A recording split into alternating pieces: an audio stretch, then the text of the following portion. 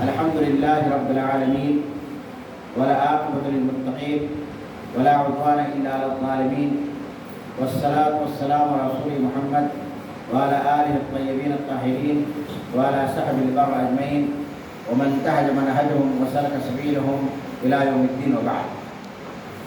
آج کے اس درس کا موضوع ہے علم دین کے حاصل کرنے کی اہمیت و فضیلت. کیا ٹاپک ہے آج کا؟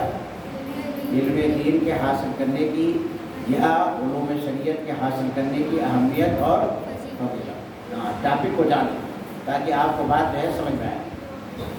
اور اس کے تحت آج کی روایت ہے ان کثیر بن قیس قال كنت جالسا مع ابي الدرداء في مسجد دمشق فجاءه رجل فقال يا ابا الدرداء اني جئتك من مدينه الرسول صلى الله عليه وسلم لحديث بلغني انك تحدثه عن رسول الله صلى الله عليه وسلم ما جئت لحاجه قال فاني سمعت رسول الله صلى الله عليه وسلم يقول من سلك طريقا يطلب فيه علما سلك الله به طريقا من طرق الجنة وإن الملائكة لتضع أجنحتها رضا لطالب العلم وإن العالم ليستغفر له من في السماوات ومن في الأرض ولحيطانه في جوف الماء وإن فضل العالم على العابد كفضل القمر ليلة البدر على سائر الكواكب وإن العلماء ورثة الأنبياء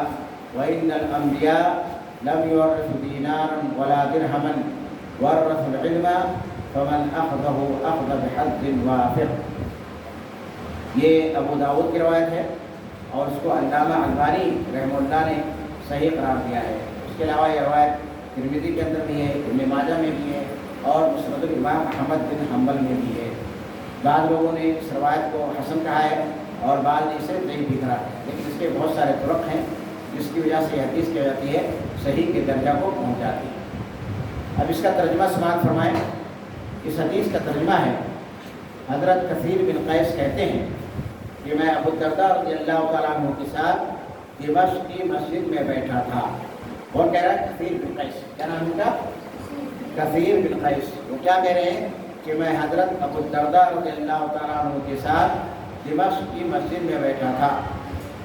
اتنے میں ان کے پاس ایک آدمی آیا اور ان سے کہنے لگا اے ابو الدرداء میں آپ کے پاس رسول اللہ صلی اللہ علیہ وسلم کے شہر سے اس حدیث کے لیے آیا ہوں جس کے متعلق مجھے یہ خبر ملی ہے کہ آپ اسے نبی کریم صلی اللہ علیہ وسلم سے روایت کرتے ہیں. میں صرف ایک حدیث کے لیے آپ کے پاس مدینہ سے چل کے کہاں آیا ہوں؟ دمشق آیا ہوں کہ آپ اسے نبی کریم صلی اللہ علیہ وسلم سے روایت کرتے ہیں. میں آپ کے پاس کسی اور غرض سے نہیں آیا ہوں. تو جب یہ بات حضرت ابو الدرداء نے سنی تو انہوں نے کہا کہ میں نے رسول اللہ صلی اللہ علیہ وسلم کو فرماتے ہوئے سنا ہے جو شخص طلب علم کے لیے راستہ طے کرتا ہے اللہ تعالیٰ اس کے بدلے اسے جنت کی راہ چلاتا ہے. کیا فرمایا انہوں نے کہ نبی کریم صلی اللہ علیہ وسلم نے فرمایا ہے من سلک طریقا یطلب فیہ علما, جو علم کو طلب کرنے کے لیے علم کو حاصل کرنے کے لیے کوئی راستہ طے کرتا ہے سلک اللہ بہ طریقا الی الجنہ, تو اللہ سبحانہ وتعالیٰ کیا کرتا ہے؟ اللہ تعالیٰ اس کے بدلے اسے جنت کی راہ چلاتا ہے. اور فرشتے طالب علم کی بخشش کی دعا کرتے ہیں یہاں تک کہ مچھلیاں پانی میں دعائیں کرتی ہیں. اور ایک عالم کی فضیلت ایک عابد پر ایسی ہے جیسے 14ویں رات کی فضیلت تمام ستاروں پر ہے. اور علماء انبیاء کے وارث ہیں اور نبیوں نے اپنا وارث درہم و دینار کا نہیں بنایا بلکہ علم کا وارث بنایا ہے. تو جس نے علم کو حاصل کیا اس نے ایک بہت بڑا حصہ لے لیا, ایک وافر حصہ لے لیا. یہ حدیث ہوگی, اس کا ترجمہ ہوگا. اب اس حدیث کے جو راوی ہیں حضرت ابو الدرداء رضی اللہ تعالیٰ عنہ, ان کے بارے میں مختصر تعارف بتا دیتا ہوں. حضرت ابو الدرداء رضی اللہ تعالیٰ عنہ بہت ہی مشہور صحابی ہیں, جلیل القدر صحابی ہیں. اور یہ کہتے ہیں فقیہ تھے, فقیہ اور ساتھ میں قاضی بھی تھے. کہاں کے؟ دمشق کے قاضی بھی تھے. اور قرآن کی تلاوت بہت اچھی کرتے تھے. قرآن کو انہوں نے حفظ بھی کر رکھا تھا اور قرآن کے معلم تھے, قرآن کی تعلیم بھی دیتے تھے. انہوں نے احادیث بھی نبی کریم صلی اللہ علیہ وسلم سے روایت کی. اور ان کا تعلق کس سے تھا؟ انصار سے تھا. انصار کے قبیلہ خزرج، یعنی یہ خزرجی تھے. یہ کب اسلام لائے؟ بدر کے دن اسلام لائے. بدر کب ہوا ہے؟ بدر کی لڑائی رمضان سن 2 ہجری میں، تو اس وقت یہ اسلام لائے، یعنی تھوڑی تاخیر کے ساتھ اسلام لائے. تو جب اسلام لائے تو جتنی جنگیں اس کے بعد ہوئیں ان تمام جنگوں میں یہ نبی کریم صلی اللہ علیہ وسلم کے ساتھ موجود تھے، اور احد کے اندر بھی موجود تھے، اور نبی کریم صلی اللہ علیہ وسلم کی طرف سے اچھی طرح سے مدافعت کی تھی. اور یہ جو ہے یعنی تلاوت قرآن بہت بکثرت کیا کرتے تھے، عبادت بھی بہت زیادہ کیا کرتے تھے. اور ان کا لقب کیا ہے؟ ان کا لقب حکیم الامہ ہے. کیا لقب ہے ان کا؟ حکیم امت، یعنی امت کا دانا و بینا شخص، عقل مند شخص. یہ بعد میں کہاں چلے گئے تھے؟ شام. کہاں کے رہنے والے تھے؟ مدینہ کے رہنے والے تھے، لیکن کہاں چلے گئے تھے؟ شام. سیریا کا نام سنا ہے کہ نہیں سنا ہے؟ اور اس کے دارالسلطنت کا کیا نام ہے؟ اس کی راجدھانی کا کیا نام ہے؟ دمشق. دمشق کہاں ہے؟ شام میں ہے. تو یہ وہیں یعنی دمشق چلے گئے تھے تاکہ لوگوں کو قرآن کی تعلیم دلائیں، لوگوں کو قرآن کی تعلیم دیں اور ان کو دین سمجھائیں. اور وہیں پر یہ دمشق کے قاضی بھی بن گئے تھے، اور وہیں پر ان کا انتقال ہوا تھا. کب انتقال ہوا تھا؟ 32 ہجری میں. کب انتقال ہوا تھا؟ 32 ہجری. اس وقت کون خلیفہ تھے مسلمانوں کے؟ اس وقت مسلمانوں کے خلیفہ تھے حضرت عثمان بن عفان رضی اللہ تعالیٰ عنہ، جو تیسرے خلیفہ تھے. اور ان کا نام جو ہے وعیمر بن زید. ان کا نام کیا ہے؟ وعیمر. ان کا لقب تو ہو گیا حکیم امت. کیا لقب ہو گیا؟ ان کی کنیت کیا ہے؟ ابو الدرداء. کیا کنیت ہے؟ ابو الدرداء. اور ان کا نام کیا ہے؟ وعیمر. کیا نام ہے؟ وعیمر. ان کا نام جو ہے وعیمر. اچھا، یہ اسلام کیسے لائے؟ اسلام لانے کا واقعہ بہت دلچسپ ہے. یہ کافر تھے، مشرک تھے. تو کافر مشرک کیا کرتا ہے؟ بتوں کو پوچھتا ہے کہ نہیں بتوں کو پوچھتا ہے؟ اب بھی آپ جائیے کیا نام ہندوؤں کے گھر میں، تو آپ کیا پائیں گے؟ ہر ہندو کے گھر میں ایک بت خانہ ہوتا ہے کہ نہیں ہوتا ہے؟ وہاں پر وہ بتوں کو رکھتا ہے. تو جب یہ کافر مشرک تھے تو ان کے گھر میں بھی ایک بت تھا. تو ان کے بھائی تھے، اخیافی بھائی، یعنی معاشرک بھائی تھے ان کے. کون؟ عبداللہ بن رواحہ. عبداللہ بن رواحہ تھے، اور اسی طرح سے جو ہے محمد بن مسلمہ، ان کے اخیافی بھائی تھے. تو ایک دن یہ لوگ ان کے گھر آئے، اور گھر آ کر کے ان کا بت جو تھا اس بت کو توڑ دیا. کیا کر دیا؟ اس بت کو توڑ دیا. جیسے حضرت ابراہیم علیہ السلام نے کیا تھا کہ سارے بتوں کو توڑ دیا تھا. تو جب یہ لوگ ان کے گھر آئے تو بتوں کو توڑ دیا. اچھا، جب یہ لوگ گھر واپس لوٹ گئے تو دیکھا ان کا بت ٹوٹا ہوا ہے، کسی نے اس کے بت کو توڑ دیا ہے. تو یہ کیا کرنے لگے؟ اس کے متفرق اجزاء کو اکٹھا کرنے لگے، جمع کرنے لگے، اور بتوں سے کہنے لگے تمہاری تباہی ہو، تمہاری بربادی ہو، تم نے اپنی طرف سے مدافعت کیوں نہیں کی؟ ہم تو تمہاری پوجا کرتے ہیں، تو تم اپنے کو نہیں بچا سکے. کون آدمی آیا تم کو توڑ کر کے چلا گیا؟ تم اپنی حفاظت نہیں کر پائے. تو ان کی بیوی وہیں پر کھڑی ہوئی تھی، وہ بھی بہت ہی عقل مند تھی، بہت ہی ہوشیار تھی. تو انہوں نے کہا لو کان ينفع او يدفع عن احد دفع عن نفسه، کہ اگر یہ بت، یہ تمہارے معبودان باطل کسی کی طرف سے مدافعت کر سکتے، کسی کو فائدہ پہنچا سکتے، تو اپنی طرف سے اپنی حفاظت کرتے یا اپنی حفاظت نہیں کرتے؟ اپنی طرف سے مدافعت کرتے یا مدافعت نہیں کرتے؟ تو اسی بات، یہ بات جو ان کے ذہن میں کھٹکی، اور اسی وقت جو ہے یہ نبی کریم صلی اللہ علیہ وسلم کے پاس گئے اور اسلام لے آئے. تو بت کسی کو نفع نقصان پہنچاتے ہیں؟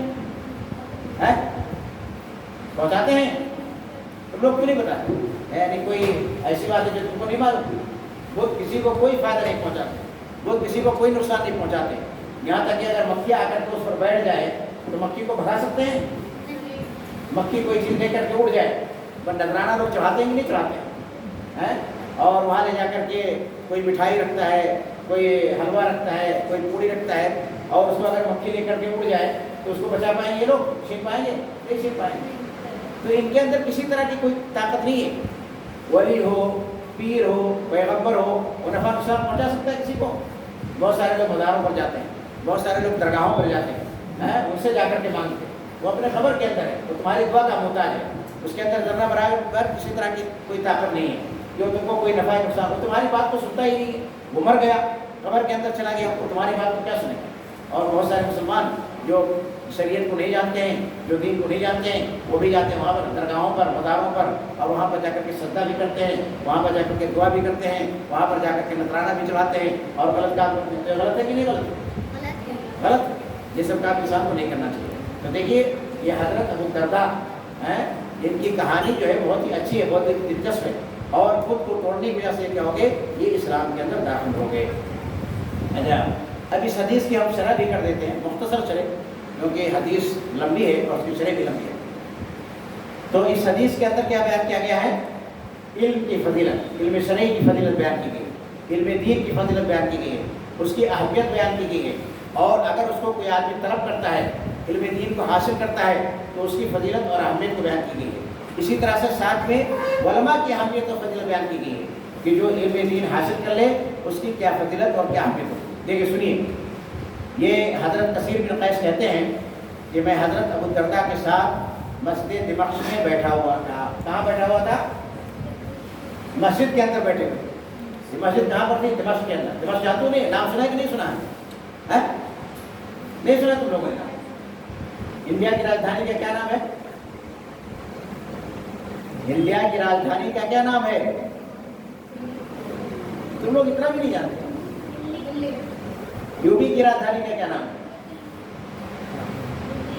تم لوگ کہاں پڑھتے ہو؟ کچھ نہیں پڑھتے ہو؟ لکھنؤ۔ ہاں، یو پی کی راجدھانی کا نام لکھنؤ ہے، اور انڈیا کی راجدھانی کا کیا نام ہے؟ دلی ہے۔ تو اسی طرح سے ہر ملک کی ایک راجدھانی ہوتی ہے۔ تو یہ شام، جس کو سیریا بولا جاتا ہے، سیریا کی راجدھانی کیا ہے؟ دمشق۔ تو دمشق کی مسجد کے اندر بیٹھے ہوئے تھے۔ کون بیٹھا ہوا تھا؟ حضرت کثیر بن قیس حضرت ابو الدرداء کے ساتھ مسجد دمشق میں بیٹھے ہوئے تھے۔ فجاءہ رجل، جب وہ بیٹھے ہوئے تھے تو ان کے پاس ایک آدمی آیا، اور اس آدمی نے آ کر کے کیا کہا؟ یا ابا الدرداء انی جئتک من مدینہ رسول صلی اللہ علیہ وسلم۔ اے ابو الدرداء، ان کا کیا نام تھا ابو الدرداء کا؟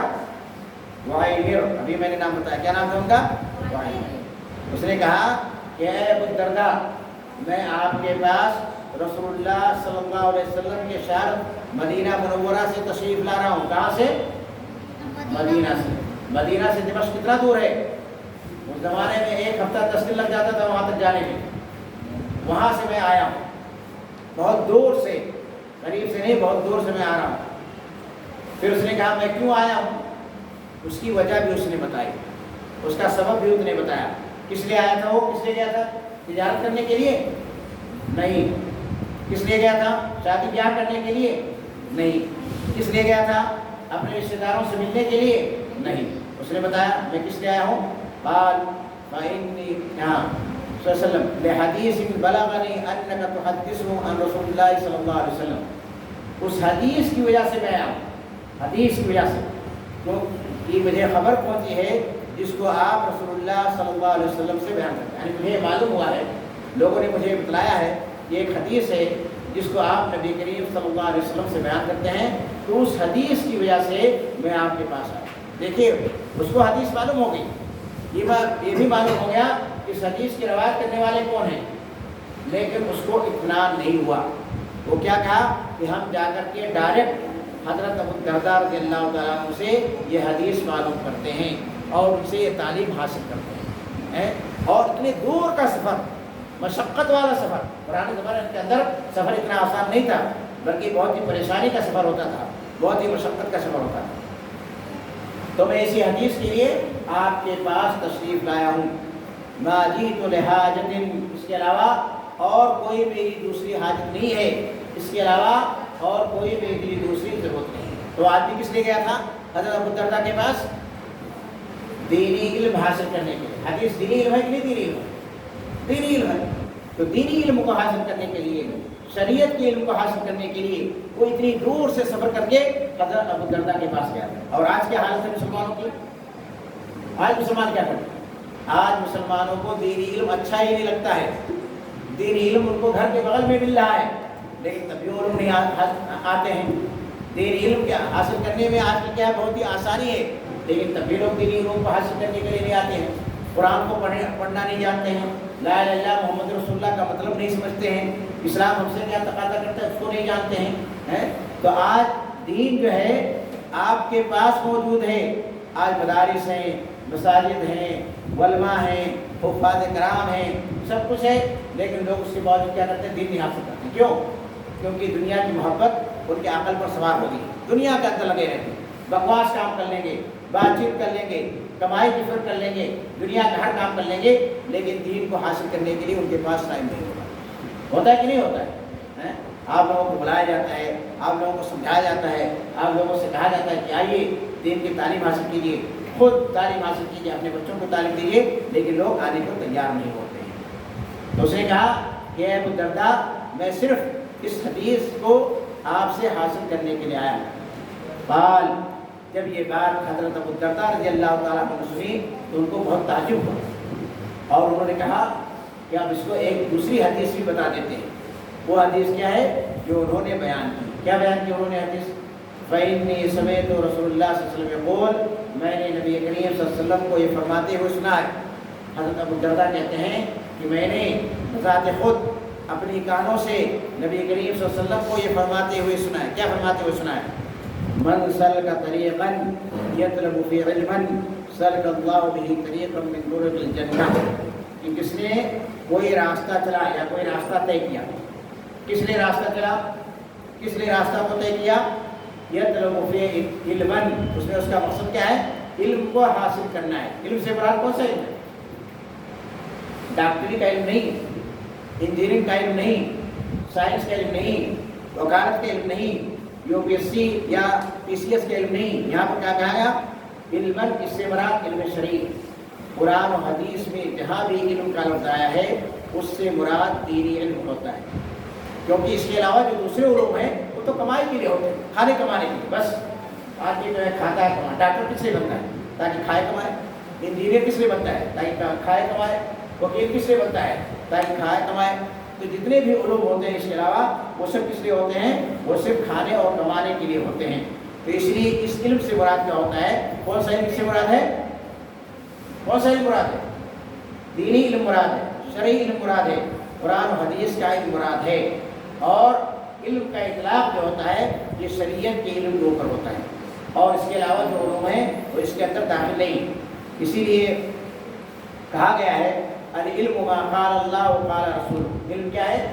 علم تو وہ ہے جو اللہ اور اس کے رسول نے فرمایا ہے، یعنی علم کیا ہے؟ قرآن کا علم ہے، اور دوسرا کیا ہے؟ حدیث کا علم ہے، یا قال صحابہ، یا جو صحابہ کے اقوال ہیں، ہم اولو العرفان، اور یہی جو ہے علم اور عرفان والے ہیں۔ تو علم سے مراد جو ہے کیا ہوتا ہے؟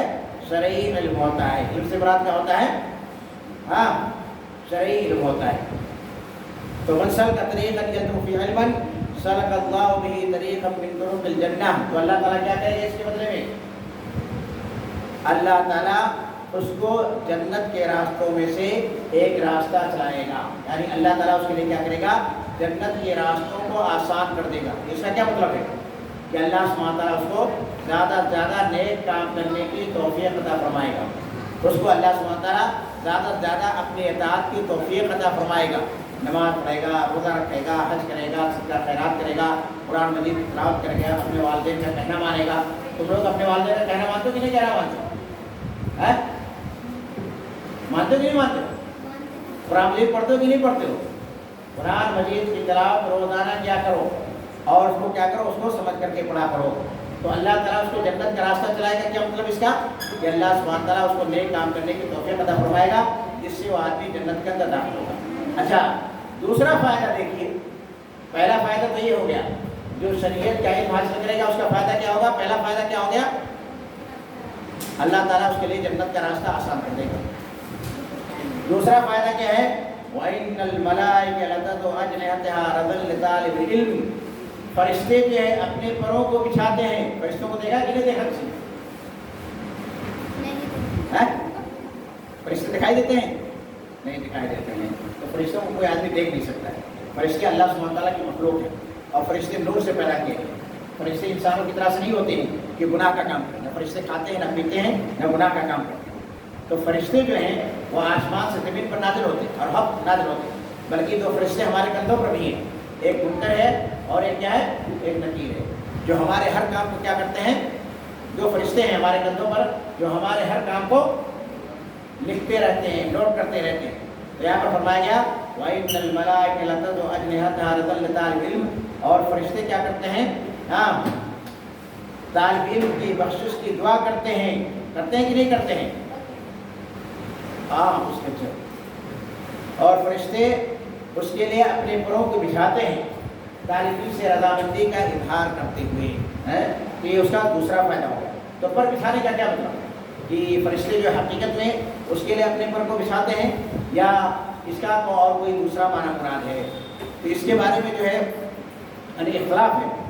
تو ایک تو یہ کہا جاتا ہے کہ فرشتوں کا پروں کو بچھانا یہ محبت اور احترام کا اظہار ہے، یعنی فرشتے کیا کرتے ہیں، ایسے انسان سے محبت کرتے ہیں اور اس کا کیا کرتے ہیں، اور اس کا احترام کرتے ہیں، اور اس کا کیا کرتے ہیں، اور احترام کرتے ہیں، یہ اس کا مطلب ہوتا ہے۔ اور بعض لوگ کہتے ہیں نہیں، وہ حقیقت میں کیا کرتے ہیں، اپنے پروں کو بچھاتے ہیں، اپنے پروں کو بچھاتے ہیں، بعض لوگ یہ کہتے ہیں۔ اچھا، اس کے بعد کیا ہے، وَإِنَّ الْعَالِمَ لَيَسْتَغْفِرُ لَهُ مَنْ فِي السَّمَاءِ وَإِنَّ الْعَالِمَ لَيَسْتَغْفِرُ لَهُ مَنْ فِي السَّمَاوَاتِ وَمَنْ فِي الْأَرْضِ، یہ تیسرا فائدہ ہے، دو ہو گیا، یہ تیسرا ہے۔ تیسرا فائدہ کیا ہے کہ آسمان اور زمین کی ہر چیز عالم کے لیے مغفرت کرتی ہے، یعنی اللہ سبحانہ تعالیٰ سے دعا کرتی ہے کہ اللہ تعالیٰ تو اس عالم کی مغفرت فرما دے، اے اللہ تعالیٰ تو اس کے گناہوں کو بخش دے، اے اللہ سبحانہ تعالیٰ تو اس کے توبہ کو قبول فرما لے۔ تو یہ تیسری چیز ہوگی کہ پوری کی پوری دنیا کی تمام مخلوقات اس کے لیے دعائیں کرتی ہیں۔ وَالْحِيتَانُ فِي جَوْفِ الْمَاءِ، یہاں تک کہ مچھلیاں سمندر میں، دریا میں، پانی کے اندر عالم کے لیے دعائیں کرتے ہیں۔ یہ تین چیز ہوگی۔ چوتھی چیز کیا ہے، وَإِنَّ فَضْلَ الْعَالِمِ عَلَى الْعَابِدِ كَفَضْلِ الْقَمَرِ لَيْلَةَ الْبَدْرِ عَلَى سَائِرِ الْكَوَاكِبِ۔ اب عالم کی فضیلت کیا ہے کہ ایک عالم کی فضیلت ایک عبادت گزار پر ویسے ہی ہے جیسے چاند کی فضیلت ہوتی ہے، کس پر، 14ویں رات کے چاند کی فضیلت ہوتی ہے تمام ستاروں پر۔ آسمان دیکھتے ہو کہ نہیں دیکھتے تم لوگ؟ تو آسمان میں ستارے نکلتے کہ نہیں ستارے نکلتے؟ تو جب 14ویں چاند کی رات ہوتی ہے، 14ویں کی چاند ہوتی ہے، تو اس کی روشنی دکھائی دیتی ہے یا ستاروں کی روشنی دکھائی دیتی ہے؟ چاند کی روشنی۔ اور چاند کیا جگمگاتا ہے، اس کی روشنی کیا ہوتی ہے، بہت ہی اچھی ہوتی ہے۔ تو کس طرح سے 14ویں رات میں چاند جو ہے ستاروں کے اوپر کیا ہوتا ہے، فوقیت رکھتا ہے اور اس کا مقام جو ہے بہت ہی بڑا ہوتا ہے، اسی طرح سے ایک عالم کی فضیلت ایک عابد کے اوپر ہوتی ہے۔ تو اگر کوئی آدمی پوچھے، کوئی آدمی ہے بہت ہی پرہیزگار ہے، بہت ہی متقی ہے، ہر مہینے روزہ رکھتا ہے، بلکہ سوموار کو بھی روزہ رکھتا ہے، جمعرات کو بھی روزہ رکھتا ہے، 13، 14، 15 کو بھی روزہ رکھتا ہے، رات بھر نمازیں پڑھتا ہے، لیکن وہ عالم نہیں، قرآن حدیث کا اسے علم نہیں، بس معمولی علم ہے جو اس کی بات وغیرہ کی کافی ہے۔ لیکن ایک عالم ہے، عالم جو ہے نفلی عبادات کو نہیں کرتا ہے، تو کون زیادہ فضیلت والا ہے، کون زیادہ تقویٰ والا ہے اللہ تعالیٰ کے نزدیک، عالم ہے یا فاضل ہے، یہ عابد ہے، اس کی زیادہ اہمیت ہے؟ عالم، کیونکہ عالم جو ہے قرآن و حدیث کو جانتا ہے، علم کے ساتھ اللہ سبحانہ تعالیٰ کی عبادت کرتا ہے، اور ساتھ ہی کیا کرتا ہے، دوسروں کو اپنا علم تقسیم کرتا ہے، دوسروں کو فائدہ پہنچاتا ہے۔ جو ایک عبادت گزار شخص ہے، اس کا فائدہ کس کے لیے، اپنی ذات کے لیے، بس اس کا فائدہ اپنی ذات تک محدود ہے۔ جو آدمی بات کرتا ہے اس کا فائدہ دوسرے آدمی کو نہیں ہونے والا ہے، لیکن جو عالم ہے اس کے علم کا فائدہ اس کے لیے بھی ہے، اور اس کے علم کا فائدہ کس کے لیے ہے، غیروں کے لیے بھی ہے، دوسروں کے لیے بھی ہے۔ اسی لیے ایک عالم کو ایک عابد پر فضیلت دی گئی۔ کوئی کتنا بڑا بھی عبادت گزار ہو، متقی پرہیزگار ہو، ہمیشہ روزہ رکھتا ہو، ہمیشہ اللہ تعالیٰ کی بات کرتا ہو، لیکن وہ عالم کے برابر کبھی بھی نہیں ہو سکتا، کبھی بھی علم کے مقام کو نہیں ہو سکتا، جو علم شرعی کا مقام و مرتبہ ہے۔ اس کے بعد اللہ کے نبی نے فرمایا وَإِنَّ الْعُلَمَاءَ، یہ دوسری فضیلت ہو گئی۔ دوسری فضیلت کیا ہے، وَإِنَّ الْعُلَمَاءَ وَرَثَةُ الْأَنْبِيَاءِ، یہ علماء یہ انبیاء کے وارث ہیں۔ کس کے وارث ہیں؟ یہ انبیاء کے وارث ہیں۔ انبیاء کا کیا مقام مرتبہ ہے؟ کیا انبیاء کے مقام مرتبہ کو کوئی شخص پہنچ سکتا ہے؟ کوئی نہیں پہنچ سکتا۔ نبوت یہ اللہ تعالیٰ کی طرف سے عطا کی جاتی ہے، رسالت یہ اللہ تعالیٰ کی طرف سے عطا کی جاتی ہے، اور انبیاء جو ہوتے ہیں، رسول جو ہوتے ہیں، معصوم الخطا ہوتے ہیں، گناہوں سے محفوظ ہوتے ہیں، اور اللہ سبحانہ تعالیٰ کے یہاں ان کا مقام مرتبہ بہت بڑا ہوتا ہے۔ تو علماء کے ہیں یہ کس کے وارث ہیں؟ انبیاء کے وارث ہیں۔ یہاں پر اللہ کے نبی نے یہ نہیں فرمایا کہ ڈاکٹر جو ہے انبیاء کے وارث ہیں، یا انجینئر اللہ کے وارث ہیں، یا مالدار آدمی انبیاء کے وارث ہیں۔ کیا فرمایا؟ وراثت کس کو دی گئی انبیاء کی؟ ہاں، ان کا مقام کس کو دیا گیا؟ علماء کو دیا گیا۔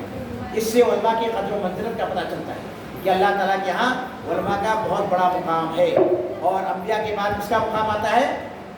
علماء کا مقام آتا ہے۔ انبیاء کے بعد کس کا مقام آتا ہے؟ علماء کا مقام آتا ہے۔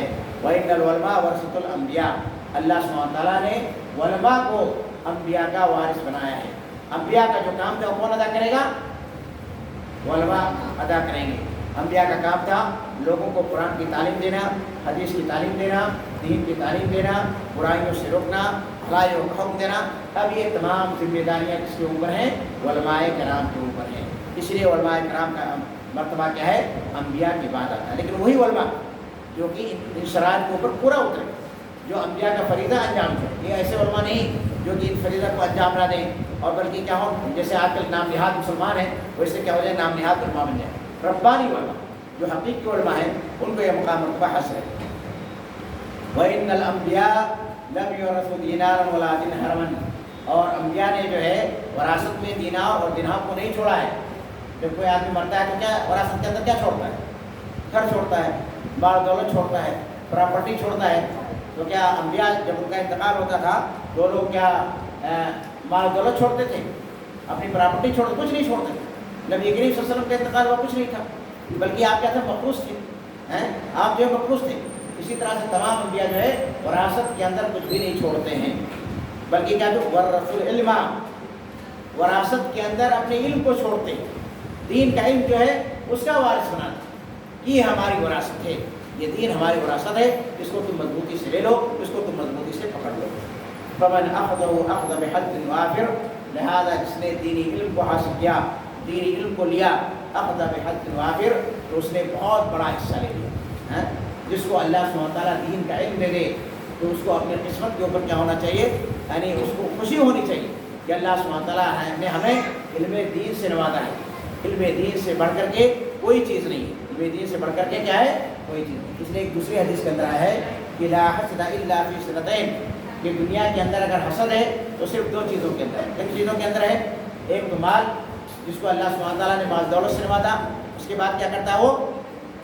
فَسَلَّطُهُ عَلَىٰ حَلْقَتِهِ فِي الْحَقِّ، کب؟ اس شرط کے ساتھ کہ وہ حلال طریقے سے کمائے اور حلال طریقے سے خرچ کرے۔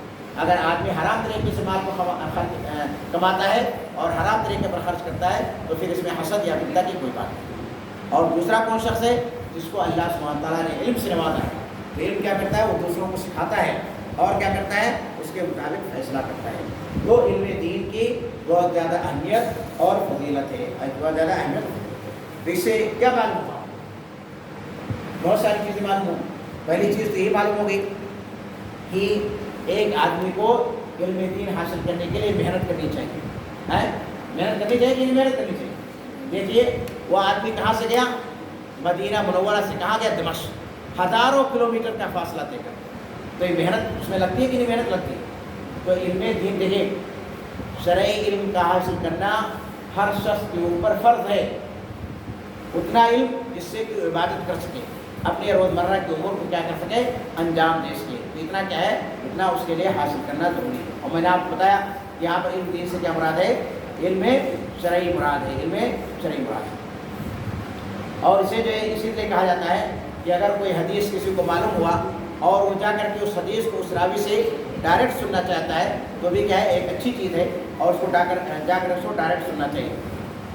اور اسی طرح سے دیکھیے ایک استاد کے لیے مناسب ہے، اس سے یہ بھی معلوم ہوتا ہے کہ ایک استاد کے لیے ضروری ہے، مناسب ہے جو اپنے طالب علم کو علم کی اہمیت اور فضیلت سے باخبر کرے۔ جیسے میں نے آج آپ لوگوں کو بتایا کہ علم شرعی کی کیا اہمیت ہے، دین کی کیا اہمیت اور فضیلت ہے، اس سے مسلمانوں کو بتانا چاہیے۔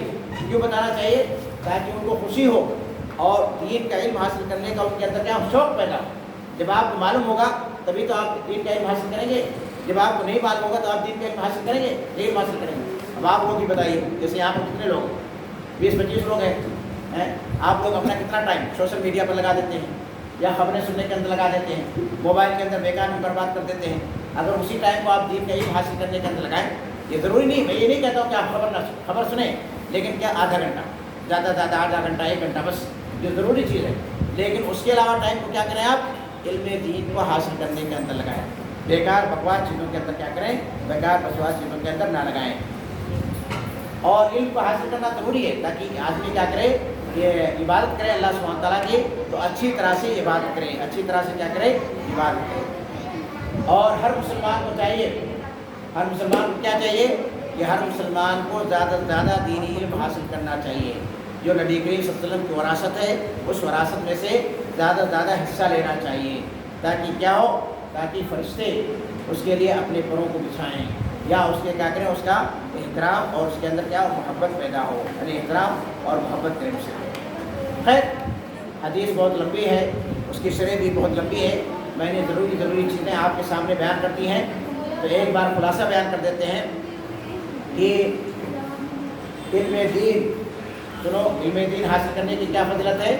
نمبر 1، جو دین کا علم حاصل کرتا ہے اس کے لیے کوئی راستہ طے کرتا ہے تو اللہ تعالیٰ اس کے لیے کیا کرتا ہے، جنت کا راستہ آسان کر دیتا ہے، نمبر 1۔ نمبر 2، اور فرشتے جو ہے علم کا دین حاصل کرنے والے کے لیے اپنے پروں کو کیا کرتے ہیں، بچھاتے ہیں یا اس سے محبت کرتے ہیں اور اس کا احترام ان کے دلوں کے اندر پیدا ہوتا ہے۔ نمبر 3، جو عالم ہوتا ہے اس کے لیے دنیا کی ہر مخلوق کیا کرتی ہے، اس کے لیے مغفرت طلب کرتی ہے، یہاں تک کہ مچھلیاں پانی کے اندر اس کے لیے مغفرت طلب کرتی ہے۔ اور ایک عالم کی فضیلت، عالم زیادہ افضل ہے یا عابد زیادہ افضل ہے؟ ایک عالم کی فضیلت ایک عابد پر ویسی ہے جیسے 14ویں کے چاند کی فضیلت ہوتی ہے تمام ستاروں پر۔ اور 5ویں چیز کیا ہے، یہ علماء انبیاء کے وارث ہیں، اور انبیاء نے مال و دولت کا وارث کسی کو نہیں بنایا ہے بلکہ کس کا وارث بنایا ہے، علم کا وارث بنایا ہے۔ لہذا جو اس علم میں سے لے لیتا ہے اس نے بہت بڑا حصہ لے لیا۔ اب اسی کے ساتھ جو ہے آج کا درس ختم ہوتا ہے، اور میں آخر میں اللہ سبحانہ تعالیٰ سے دعا کرتا ہوں کہ اللہ تعالیٰ تو ہم تمام مسلمانوں کو علم شرعی، دینی علم حاصل کرنے کی توفیق عطا فرمائے۔ اب میں آپ لوگوں سے پوچھتا ہوں، جو آپ لوگ یہاں پر آئے ہیں، کیا آپ لوگ علم دین حاصل کریں گے کہ نہیں حاصل کریں گے؟ اور بہت سارے لوگوں کو اچھا لگتا ہے کہ ناچ گانے کا علم حاصل کریں، میوزک کا علم حاصل کریں، اچھا لگتا ہے کہ نہیں اچھا لگتا ہے؟ ناچ گانے کا علم حاصل کرنا صحیح ہے یا غلط ہے؟ میوزک سننا صحیح ہے یا غلط ہے؟ غلط ہے۔ لہٰذا آپ لوگ اس سے بچیے گا اور ہمیشہ یہاں پر آئیے گا، ٹھیک ہے؟ اگر کوئی سوال ہو تو سوال کر لیں۔